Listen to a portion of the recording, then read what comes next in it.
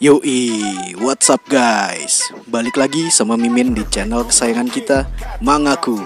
Kumpulan para wibu yang tidak bau bawang. Hai. Kali ini Mimin bakal lanjutin alur cerita dari manhwa yang berjudul Solo Leveling. Buat yang belum nonton part sebelumnya, bisa nonton dulu part sebelumnya ya guys, biar makin asik nontonnya. Yoi, langsung aja kita masuk ke alur ceritanya. Terlihat di sini Yujin sedang menunggu seseorang, dan orang yang dia tunggu adalah Jinwoo. Lalu Yujin menceritakan perihal obrolannya dengan ayahnya. Yujin berkata, ayahnya telah mengetahui kemampuan Jinwoo karena diberitahukan oleh Go Myung-hwan saat tragedi Red Gate lalu. Kemudian Jinwoo mengatakan pada Yujin, jadi Yujin ingin meminta bantuan Jinwoo untuk menjadi master di guild Yujin. Lalu Yujin menjawab, dia berkata bahwa semua keputusannya ada pada Jinwoo.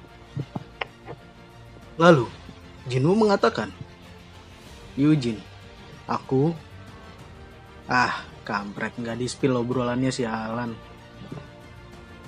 Lalu panel berpindah pada kantor Guild Hunters, di mana Choi Jong-in sudah menerima laporan bahwa Jinwoo telah mengikuti raids dengan tim Guild Hunters.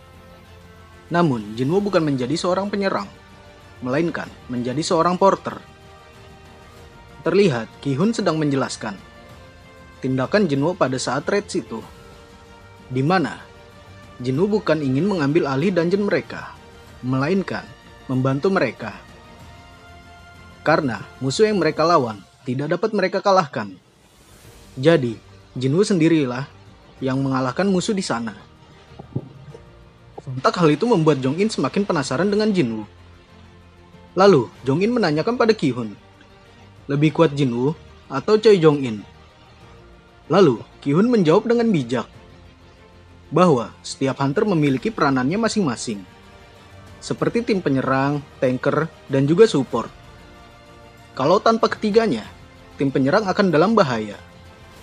Dan setiap peranan akan saling menutupi kelemahan satu sama lain. Tapi, Jinwoo pengecualian. Lalu, Ki-hun bertanya balik ke Jong-in, apakah Jong-in dapat mengalahkan bos dungeon ranking A sendirian? Jong-in pun kaget mendengarnya, dan berkata bahwa itu tidak mungkin. Sampai Jong-in berpikir bahwa julukan tentara terbaik miliknya terdengar menggelikan dibandingkan dengan Jinwoo. Lalu, Ki-hun berkata lagi pada Jong-in bahwa dia merekomendasikan Jinwoo untuk direkrut oleh Guild Hunters. Kemudian, panel berpindah lagi, di mana terlihat banyaknya reporter yang hadir di sana. Diketahui, para reporter sedang menunggu datangnya seorang idol yang ingin mengevaluasi rankingnya. Diketahui, pria ini bernama Lee Min-sung.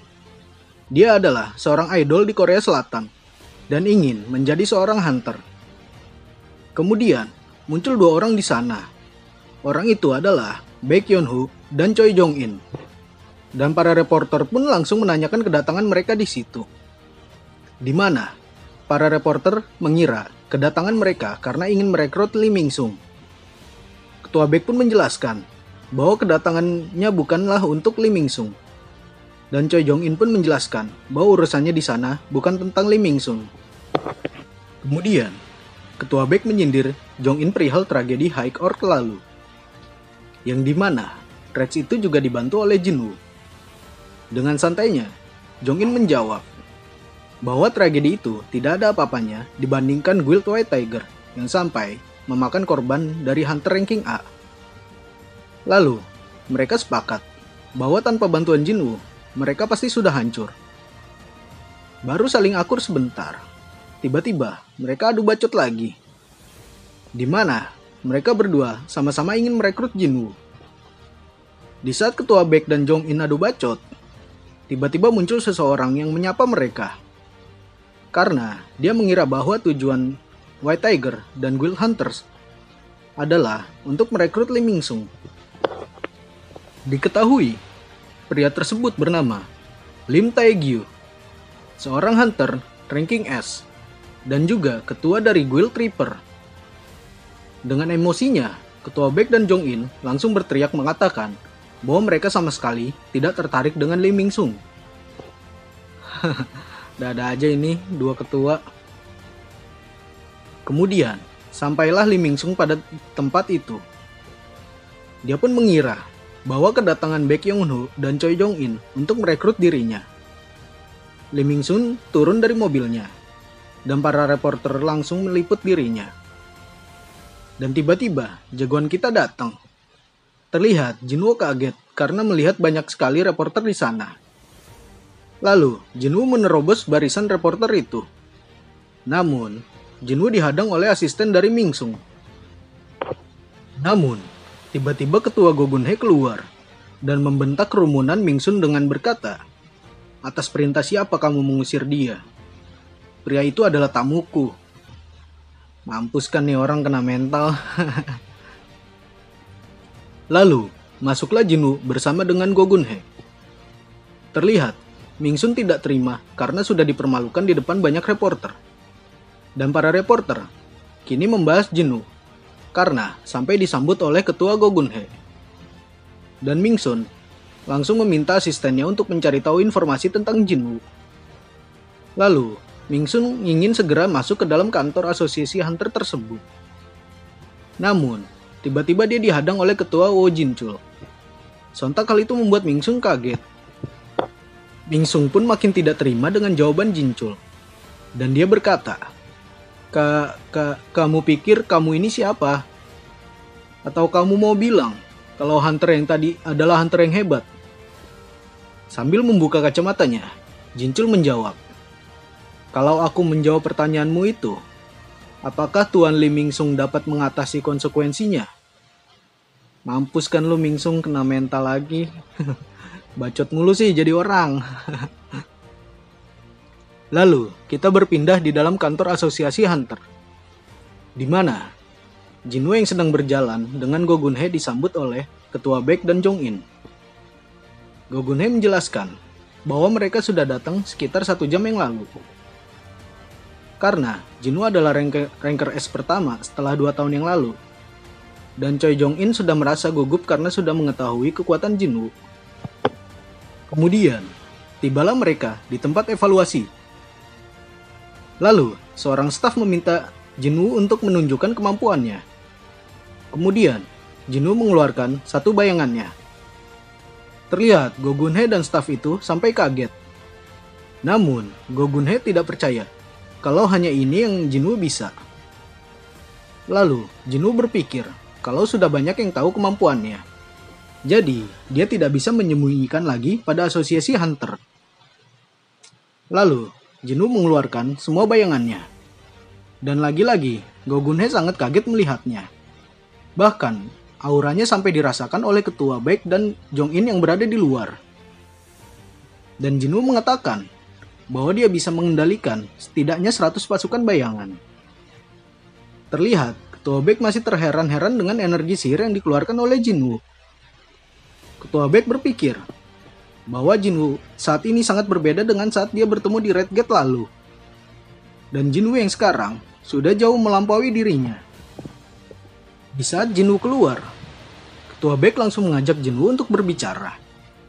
Namun, Jinwoo langsung menolak ajakan ketua Baek dan ingin segera pergi. Lalu, Jong In mengatakan agar Jinwoo jangan lewat pintu itu. Dan ketua Baek pun setuju dengan perkataan Jong In. Namun, Jinwoo malah mengira bahwa ketua Baek dan Jong In sedang merencanakan sesuatu agar Jinwoo tidak keluar dari pintu itu. Dan benar saja, ternyata di depan pintu keluar itu, kini banyak sekali reporter yang sedang menunggu Jinwoo. Dan terlihat, Jinwoo saat ini sedang masuk TV.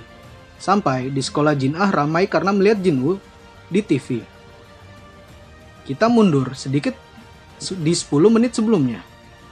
Terlihat, Min Sung sedang bacot ngalur ngidul pada reporter di sana.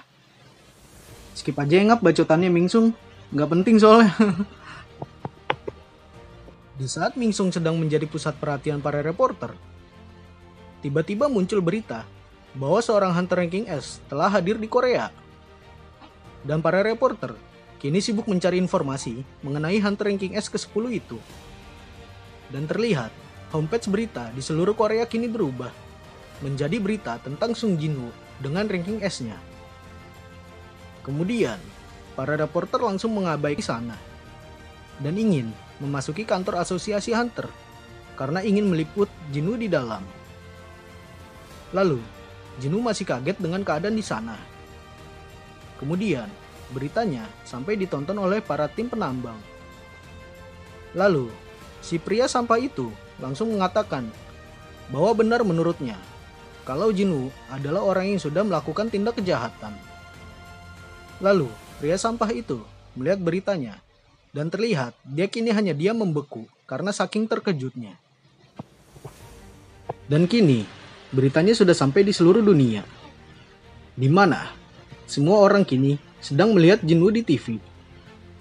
Dan kini, ayahnya Eugene sudah melihat beritanya juga. Kemudian, Eugene ditanyakan oleh ayahnya perihal perekrutan Jin-woo. Eugene pun meminta maaf kepada ayahnya karena dia gagal merekrut Jin-woo.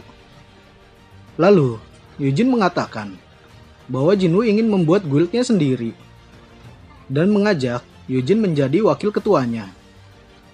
Ayahnya pun bingung dengan maksud Eugene, dan dia berkata, apakah Eugene tahu alasan dia membuat guild? Eugene pun menjawab, karena uang kan? Lalu ayahnya pun menjelaskan bahwa kalau karena uang itu tidak masalah untuknya, karena dia sudah memiliki banyak uang. Eugene pun menanyakan, lalu untuk apa? Ayahnya pun menjawab, kalau alasan dia membuat guild hanya untuk melindungi keluarganya. Dia ingin mengumpulkan hunter terpercaya dengan cara membuat guild. Hunter yang hebat, yang tidak terpengaruh oleh uang atau kekuasaan. Lalu, dia berkata bahwa Eugene sudah menemukan orang yang tepat. Dan Eugene dinyatakan lulus. Dan dia akan menyerahkan guildnya pada Eugene. Eugene pun kaget mendengarnya. Lalu, meminta maaf kepada ayahnya dan berkata, terima kasih ayah, tapi aku tidak yakin bisa melakukan itu. Karena aku akan bergabung dengan guild Jin-woo. Lalu, kita berpindah lagi pada Jin-woo, di mana para reporter sedang berusaha mewawancarai Jin-woo. Lalu, Ketua Baek mengatakan bahwa tidak akan ada habisnya kalau Jin-woo meladeni mereka. Dan dia akan mengantar Jin-woo untuk menghindari para reporter itu. Namun, Ketua Baek sangat kaget ketika melihat Jin-woo yang sudah menghilang dari hadapannya. Lalu, Jong-in tidak yakin kalau Jin-woo seorang hunter kelas match yang bisa melakukan hal seperti itu. Namun, Ketua Baek masih diam membeku dan berpikir di dalam hatinya bahwa Jin-woo sangat cepat. Saking cepatnya, matanya tidak bisa mengikuti pergerakan Jin-woo. Dan Ketua Baek sudah tahu kalau Jin-woo itu kuat. Tapi masalahnya bukan itu. Dari energi sihir yang dia keluarkan dan pergerakan yang dia lakukan tadi, membuat Ketua Baek berpikir bahwa Jin-woo kini sudah sangat kuat. Sampai Ketua Baek berpikir kalau itu bukanlah hasil dari pembangkitan ganda, melainkan Jin-woo adalah seorang hunter yang dapat terus berkembang secara terus-menerus. Kita berpindah pada sosok Wang Dongsu yang sedang melihat berita tentang Jin-woo. Dongsu sangat kaget karena melihat Jin-woo yang masih hidup. Bahkan, kini Jin-woo berada di ranking S. Kemudian kita berpindah lagi, di mana Jin-woo yang sedang mencoba menjual itemnya, yaitu Orb of Avarice di toko pelelangan. Diperlihatkan, staf tersebut kaget melihat item tersebut, karena item itu sangat langka di sana. Jin-woo menanyakan, apakah harganya akan tinggi kalau item itu dijual? Staf tersebut menjawab bahwa item ini sangat langka, dan pasti akan sangat mahal apabila item ini dijual. Lalu, Jin-woo ingin membeli sebuah artefak yang dapat melindungi dirinya dari api. Karena Jin-woo ingin segera menyelesaikan kastil iblis itu. Kemudian, Jinwoo diantarkan menuju ruangan yang berisikan artefak-artefak bagus. Lalu, Jinwoo menanyakan keamanan yang ada di sana. Karena menurutnya tidak ada keamanan sedikit pun untuk melindungi artefak-artefak itu. Lalu, staf itu berkata bahwa kaca tersebut sudah dilindungi dengan sihir tingkat tinggi, yang bahkan rank A sekalipun bila memukulnya tidak akan bisa membuat kaca itu retak. Dan kalau Jinwoo tidak percaya, Jinwoo bisa mencobanya. Dan kalau kaca ini pecah, Jinwoo dapat mengambil salah satu artefak di sini. Lalu, dengan aura membunuhnya, Jinwoo langsung ancang-ancang ingin memukul kaca tersebut. Sontak membuat staf tersebut terkejut dan langsung mengatakan bahwa dia hanya bercanda. Macem-macem sih segala nantangin Mamang Jinwoo. Lalu, Jinwoo mengatakan bahwa dia ingin melihat dagger di sana dan diantarkan oleh staf lainnya untuk melihat-lihat. Namun, terlihat tanpa memukulnya, Jinwoo dapat meretakkan kaca itu hanya dengan auranya saja. Lalu, Jinwoo melihat dagger yang biasa saja dan menanyakan harga dagger tersebut. Ternyata, harga dagger itu sangat mahal, yaitu 30 juta won. Padahal dagger itu adalah dagger yang biasa saja, bahkan lebih buruk dari dagger miliknya. Lalu, Jinwoo karena penasaran, langsung mengeluarkan dagger miliknya dan menanyakan harga daggernya kalau dijual akan laku berapa. Dan staf tersebut menjawab, kalau daggernya dijual, setidaknya akan laku dengan harga 100 juta won. Jelas, Jinwoo sangat kaget mendengarnya. Karena Jinwoo membelinya dengan harga 2,8 juta gold saja. Kemudian kita pindah di kantor Guild White Tiger. Terlihat Ketua Beck sedang memikirkan sesuatu. Dia memikirkan tentang seorang hunter yang dapat terus berkembang. Dan dia mengatakan bahwa matanya di saat sedang berwujud binatang dapat melihat kemampuan orang secara akurat. Dan Sung Jinwoo pada saat insiden Red Gate lalu memang terlihat lebih lemah darinya. Tapi sekarang dia sudah jauh melebihi dirinya. Dan akhirnya, Ketua Beck menyerah untuk merekrut Jinwoo. Karena menurutnya, Jinwoo pasti lebih baik membuat guildnya sendiri dibandingkan ikut dengan guild orang. Dan untuk Jinwoo, tidak berguna dia berada di guild terhebat di dunia sekalipun, kalau Jinwoo dapat terus berkembang dimanapun dia berada. Dan usaha Choi Jong-in dan dirinya pasti akan sia-sia menurutnya. Lalu, tiba-tiba Sang Min sangat bersemangat karena tahu kalau Jinwoo kini sudah memiliki lisensi Hunter Ranking S. Dan berkata, walaupun Ketua Beck sudah menyerah untuk merekrut Jinwoo, tapi tidak dengan dirinya. Sang Nim akan terus berusaha untuk merekrut Jinwoo. Dan tibalah Sang Nim tepat di depan gedung apartemen milik Jinwoo. Dan terlihat banyak sekali reporter yang menunggu kehadiran Jinwoo. Dan Jin Ah memberitahu ke Jinwoo bahwa di bawah sangat banyak reporter yang menunggunya. Lalu, Jinwoo mengatakan bahwa dia ingin segera turun ke bawah untuk memerintahkan mereka pergi. Namun, Jin Ah melarangnya, karena kalau sampai Jinwoo mengusir mereka, maka akan terjadi hal yang lebih buruk lagi nanti. Di saat mereka sedang berdebat, tiba-tiba ada yang mengetuk pintu rumahnya. Jinwoo dan Jin Ah berpikir bahwa itu adalah reporter yang nekat naik ke atas. Dan ketika Jinwoo memarahi seseorang itu, ternyata orang itu adalah Yujin yang sedang menangis karena sudah diusir oleh ayahnya. Jinwoo pun bertanya, "Bukankah kau memang tidak tinggal bersama ayahmu?" Yujin pun menjawab kalau vilanya milik ayahnya. Dan Yujin meminta agar dirinya menginap sementara di tempat Jinwoo.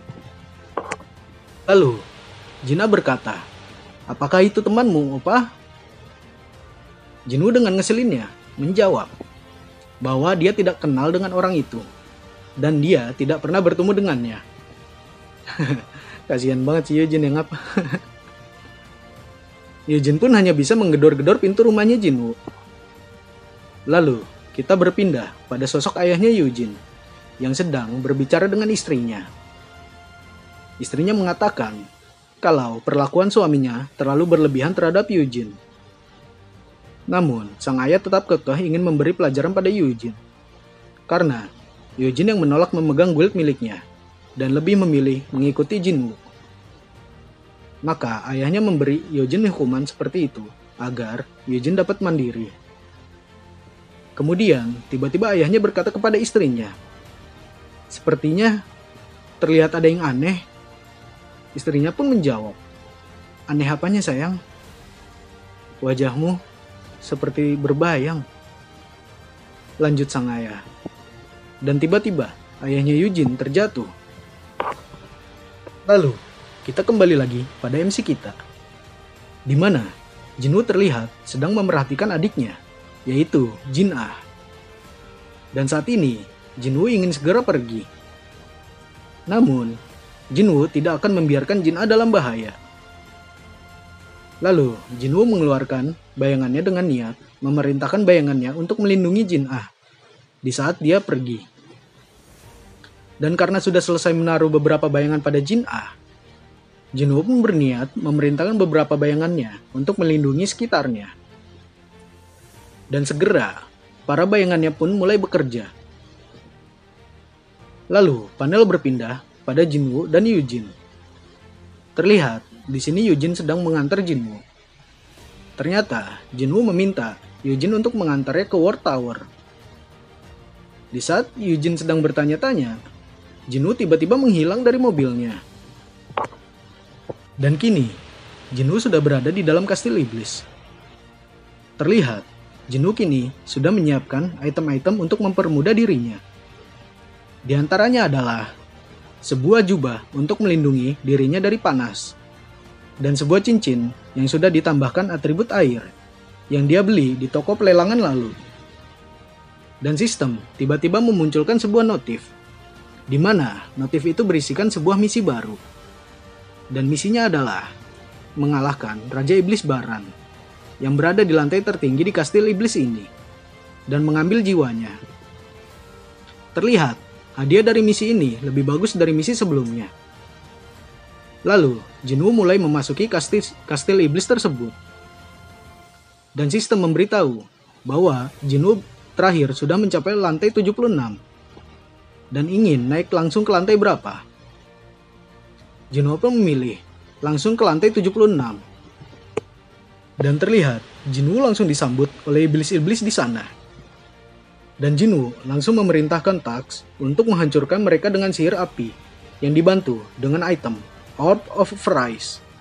Dan Tax pun langsung menghancurkan mereka dengan sihir apinya yang sangat luar biasa. Dan terlihat sudah banyak yang hancur di sana akibat ledakan dari sihir milik Tax. Kemudian panel berpindah di rumah sakit, di mana ada seseorang yang menanyakan tentang dirinya. Dan dia menanyakan sudah berapa lama dirinya tertidur. Dokter pun menjawab bahwa dia sudah tertidur selama 2 hari. Ternyata, pria tersebut adalah ayahnya Eugene. Dan dia berpikir, kalau dia terlalu lelah, makanya sampai dia drop seperti ini. Dan dia menanyakan, apakah ada yang ganjil tentang dirinya. Lalu dokter itu menanyakan, apakah ada seseorang yang dekat dengannya yang menjadi hunter. Lalu, ayah Eugene menjawab, mengapa tiba-tiba dokter membicarakan soal hunter? Dan dokter menjelaskan, apakah dia pernah mendengar soal penyakit Eternal Slumber? Dijelaskan bahwa Eternal Slumber adalah penyakit tidur abadi yang tidak bisa dibangunkan. Nah, masih ingat nyokapnya Jinwoo kan? Ingat.